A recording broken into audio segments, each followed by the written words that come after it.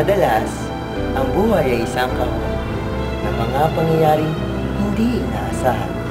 Ngayong gabi, ating matutunghayan ang isang kwento ng isang nursing student na isang idlak ay mabilis na naging isang ama.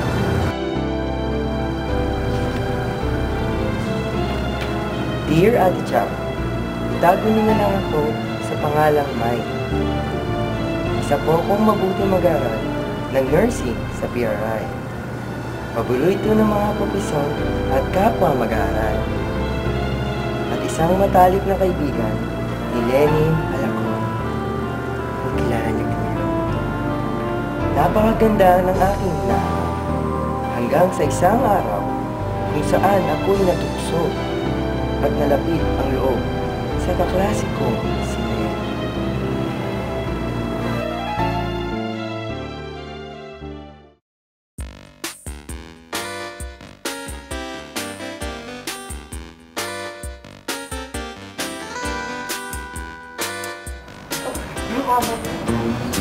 Lenny, nandiyan ka pala.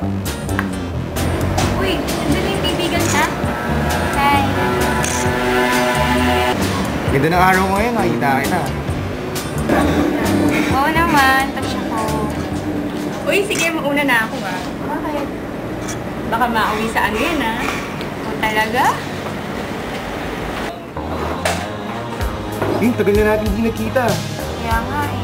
Yung, sobrang miss na kita eh. Talaga?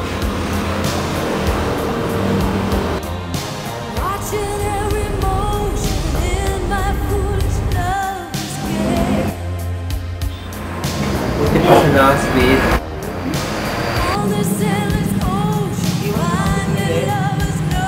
Bakit? Wanna try? Uy, Artie! Nandito ka na pala. Kamusta na kayo namilit?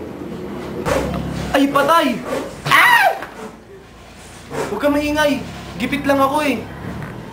Ipit ka rin. Ako rin eh. Sana may murang... Ano mo na? Kayong dalawa, isa pwedeng... Alam nyo, sa bahay na lang, mas mapapamura pa kayo.